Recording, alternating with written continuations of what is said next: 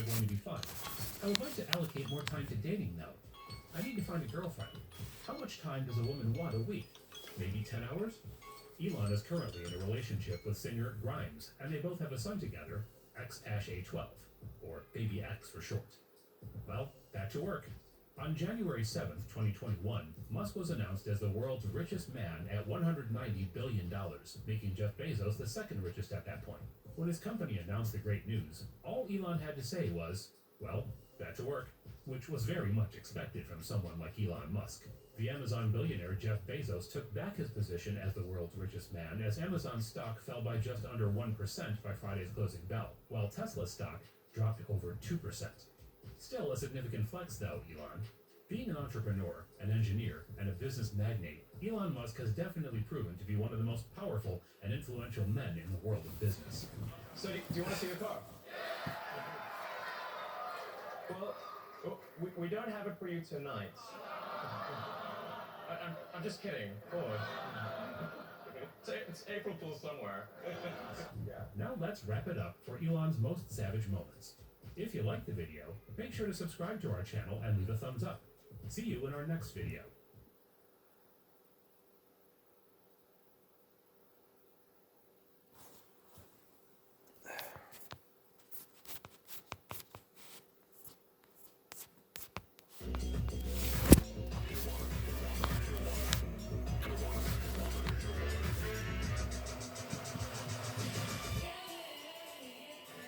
刚毕业，没地方，等是没找好将来想干嘛，就是先过来这边看一下。早上7点半到下午4点半嘛，一天8个小时，上完之后一天可以加2个小时班，加班下来最少3500。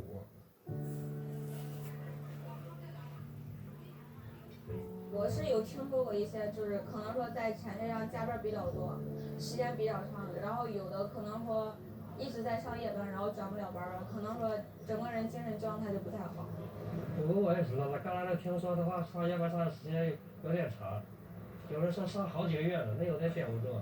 但是他们工资高，确实挺高的。估计有5000左右吧。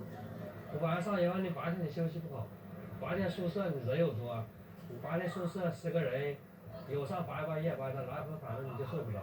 满意啊，因为有暖气什么的，人都是都在大一间的，也挺好，就是洗浴什么都具备有啊。可能说不会在这边待太长时间，因为我感觉一个人不能在一个职位上，就是说待的时间太长，因为你要就是说给自己创造一些新的那种什么工作经历啊啥的。估计留到明年，因为要走了之前你可以先学习一点。如果真想干手机行业的话，肯定要多加了解。有人到外面，他有老板也给不了工资，压你多长时间也给不了，像福斯他是每月照开工资。我的很简单，我只要是能吃好喝好睡好就行了。肯定那最起码花钱无忧，对不对？有车有房呗。哎呀，我也没什么计划，就是好好上班挣钱吧。我也结了婚了，说养活老婆孩子。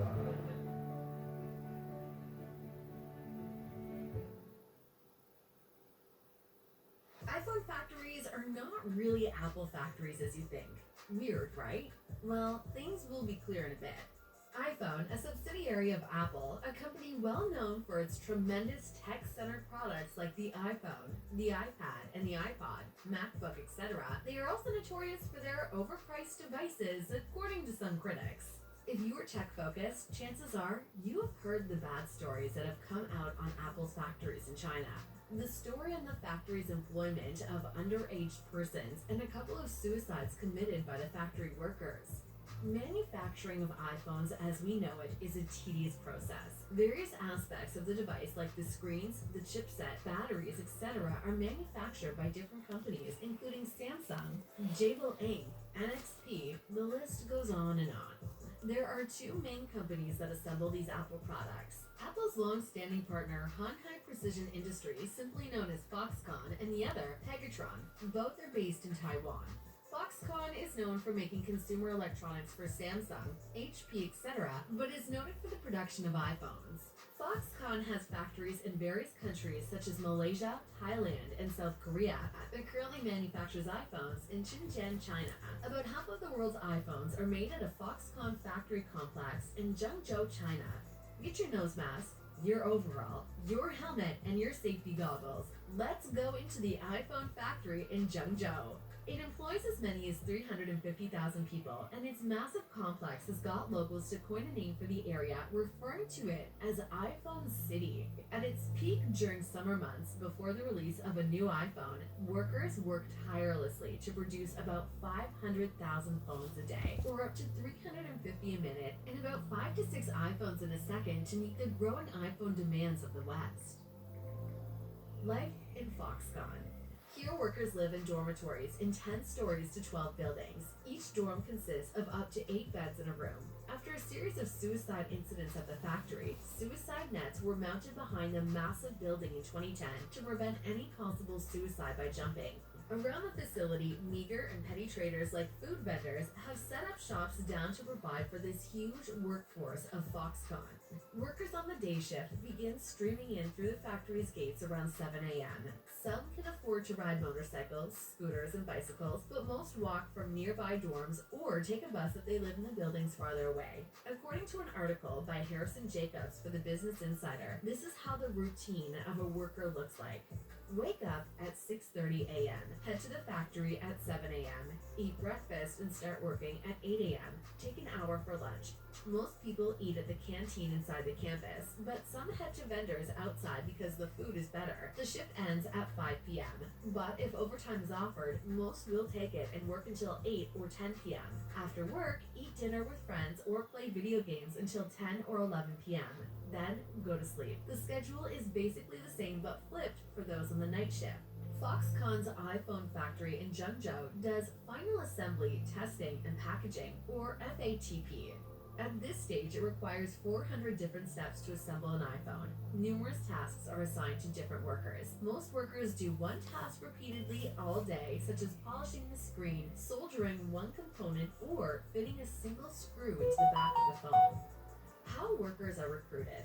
The government plays a big role in Foxconn's day-to-day running, providing very good tax incentives and other reliefs to make running the company easier. The government helps recruit, train, and house workers for the factory during peak iPhone production periods when the next iPhones are coming up. In 2016, state-owned coal companies lent workers to the factory. In 2017, the Financial Times reported that trade schools were requiring students as young as 16 to work at the factory to gain work experience to graduate. In the run-up to the launch of the iPhone X, many students were found to be working overtime, which is illegal under Chinese law. How much are workers paid? With such tough and plain boring work, the obvious question one would ask, how much are Foxconn workers paid? A typical Foxconn factory worker is usually around the age bracket of the early 20s to his or her mid-20s. It has been reported by some news media that the Taiwanese company employs underage workers.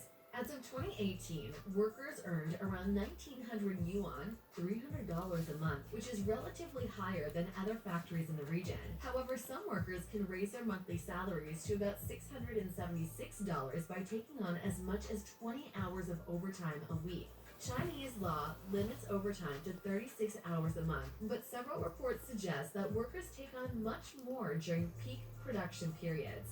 So, there we have it. The stylish, interesting looking, nice iPhones we can't seem to place down for a minute are made in factories where workers can't escape boredom. Will you be willing to work in an iPhone factory? Share your thoughts with us in the comments section. Also, remember to subscribe for more awesome tech videos like this. Apple hires the most brilliant minds in Silicon Valley to help create their innovative products, the most popular of which is the iPhone. Most of us are familiar with the team who conceived the idea, but what about the teams of people actually assembling the device? They're one of the largest workforces in the world, helping Apple produce 500,000 iPhones every day. There have been many stories about these factory workers in China, but we rarely get to catch a glimpse of what daily life there is really like. So in this video, I'm going to explain what it's like to be inside Apple's iPhone factory. This is Greg with Apple Explained, and I want to thank Skillshare for sponsoring this video. Today's topic came in second place in the last voting poll, and if you didn't get to participate, make sure you're subscribed, and polls like this one will begin appearing in your mobile activity feed. Alright, now if you're watching this video on an iPhone, there's a 50% chance that it was built by this team of people in Zhangzhou, China, since the factory here, owned and operated by Foxconn, is responsible for producing half of the world's iPhones. That's about 350 every minute. And achieving this quota is no small feat. There are about 350,000 workers that keep the factory up and running, most of whom are from small villages in the surrounding area of the Hunan province, while others are from more remote locations in search of a stable job to help support themselves and their families. Recruitment for the factory is a round-the-clock endeavor, with the local government helping to find and train new workers, providing a steady stream of laborers that you can see being dropped off at the factory every day by taxi or bus.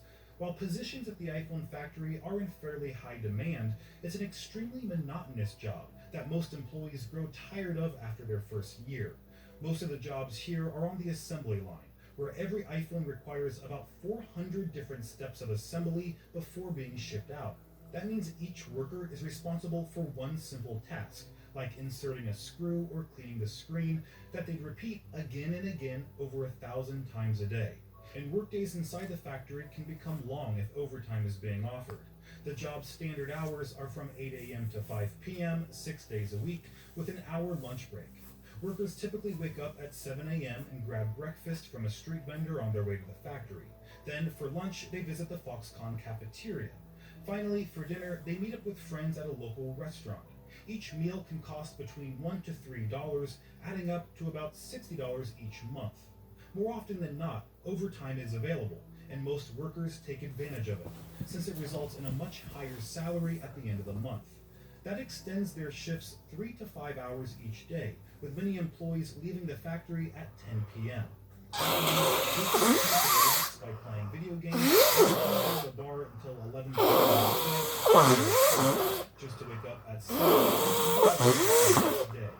On Sundays, families who live near. Now, if you're enjoying this video and you're wondering how to create similar YouTube content yourself, I highly recommend checking out the classes on Skillshare. You can watch video workshops on storytelling, color grading, and YouTube fundamentals. I actually used the logo-type masterclass workshop with Jessica Heish to help develop and refine the Apple Explained logo I use for this channel, and receiving feedback from other Skillshare members was extremely helpful. Also, the first 1,000 people to use the link in my description will get a free trial of Skillshare Premium membership. Alright, now how much are iPhone factory workers actually being paid? Well, the base salary for new hires on day shift is about 1,900 yen, or $300 every month. But with 20 hours overtime every week, they could earn about $650. When it comes to night shift, a worker could earn about $750 with overtime. Considering a livable wage in the region was estimated to be $650 in 2017, many iPhone factory employees are barely making ends meet. That's why so many are eager to work overtime. And compared to other factories in China, the iPhone factory has many more overtime hours available, boosting its appeal among potential workers. Although the factory conditions and pay aren't noticeably better, with one employee saying, "The conditions are all the same, it's just making a living." In fact, it wasn't the workplace that led to rioting among employees, it was actually living conditions. Most people at the iPhone factory live in dorms located right next door. It costs $25 a month to share a room with 8 other people, and the overcrowding has caused sanitation issues, with many dorms smelling of garbage and sweat. Workers could move into a 1-bedroom apartment for $65 a month, but most decide against it, since their goal is to save as much money as possible to send back to their families who live in remote villages where they grew up. But perhaps even more interesting than what goes on inside the factory is what happens outside. Because over 300,000 people live and work in the same area, it attracted business owners to feed, clothe, and entertain the population. The streets and neighborhoods surrounding the factory is bustling with restaurants, bars, karaoke lounges, street vendors, and internet cafes. This has led to the area being nicknamed iPhone City. And due to the factory running 24/7 with day and night shift workers, the businesses are also open almost all hours of the day. But don't mistake the busy atmosphere as a sign of prosperity.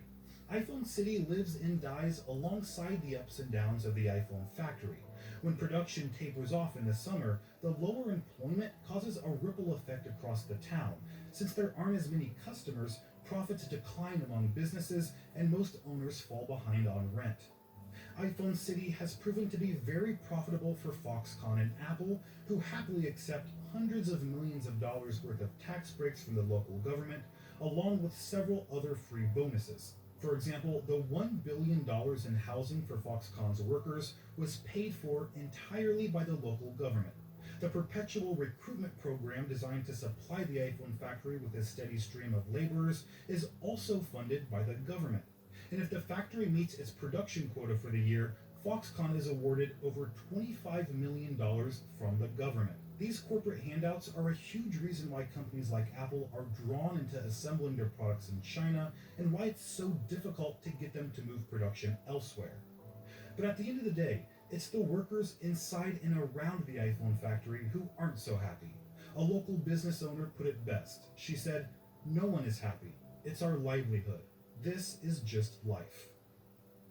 Alright guys, thanks for watching until the end. Don't forget to subscribe to help decide which topics I cover, and I'll see you in the next video. This is horrible, man. This is horrible. This is absolutely horrible. Today, we're going to find out how iPhone batteries are made from start to finish. I'm here at the Pinson Battery Factory in Shenzhen, China. They make aftermarket replacement batteries for iPhones like this one. They also make tons of other types of batteries. They aren't sponsoring this video, but I'm thankful to them for letting us in on short notice so I can show you how cool it is. First, we're going to head off to their battery cell supplier in Dongguan, 2 hours from here.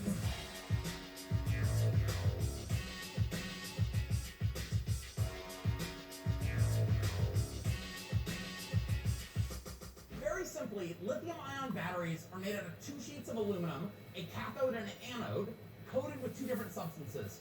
On the positive side, the cathode is lithium cobalt oxide, and on the anode side, the negative side, is graphite. There are 2 identical factory lines here for adding that coating on the aluminum sheet. This is the cathode side, where the lithium is. These giant mixers behind me are mixing the lithium cobalt oxide with a binding agent and a conductive agent. And they're sort of like big stand mixers that you would find in your kitchen for making cookies or bread or cake. Once they're fully mixed, these drums underneath are wheeled over, and then they pump the solution out through this pump here and through this pipe into the next room where they're coating the aluminum sheet. So let's go take a look. So this is that pipe coming from the pump all the way over here to this filter, and this is where it's actually getting coated on the aluminum sheet. So the aluminum sheet starts out on this roll here. This is actually the second time this particular sheet is being coated. They coat both sides, but the first pass looks exactly like this. They just happen to be running this right now. That sheet goes through a series of tensioning rollers underneath this platform, up over here and around this drum where the actual coating is happening. So right here, there's 2 plates where the solution of lithium cobalt is being squirted out very precisely onto the sheet as consistently as they can. The next step is to bake it on with a giant conveyor belt oven. Let's go see that. So through here we can actually see the anode line, and I misspoke before. I said that both sides were aluminum. This is actually copper. This giant oven runs all the way from this wall, all the way down to that wall, all the way down there. And it has 8 different temperature-controlled sections where it gradually brings that aluminum material up to temperature and then gradually cools it off. And it ends on the other side of that wall. Let's go see. Whew, it is hot in there. The next step is inspection. There's a lot of inspection in making high-quality batteries. This is an X-ray inspector that inspects for a perfectly even coating on the backing material. And it's got an X-ray head that's moving back and forth across the panels as they go through. And finally, it goes over here and gets wound on this drum. Next, we want to make this cathode layer as thin as possible. This is an 800-ton rolling press that has 2 rollers that smash the cathode and the cathode coating as thin as possible. It's shut down right now. They're waiting on further up the line to reload a roll, but this would normally be feeding through the press here, then through a thickness gauge, and again onto a roll. where it's going to go upstairs, and we'll put together the actual battery cells. Let's go see that. All right, next we're going to the cleaner parts of the factory. We got to go through an air shower and then switch clothes. That just knocks off all the dust. So this is the anode slicing workshop. And this machine here takes a full roll of material. This is the anode side, but cathode, I imagine, is pretty similar. Takes the full width roll that we saw downstairs and slices it into thinner rolls that are the right width to make a battery. The other thing that's going on here is CCD inspection, aka visual inspection with a camera, checking the top and bottom just for any visually obvious imperfections in the coating layer that might be a problem. And it'll actually stick a sticker on here that will be cut out to mark a bad section that will be cut out later in the process. Let's head into the process that I have been most wanting to see, which is where they actually take this and turn it into a battery cell. Now it's time to change into a full coverall for the next part, which is supposed to be very clean. We've got Mr. John here from the factory with us, and then Tony, who's been translating for me. Yeah, okay, so we got to take this all the way off. All right, let's do that. We'll be back in a minute. Ta-da! I want to show you one thing real quick before we go to the next step. That's as far as I can bend over because this part is too short. Let's go. Oh, wow. Okay, this is easily the coolest machine I have ever seen in any factory. This is where the magic happens. Okay, so it's going to take me a while to figure out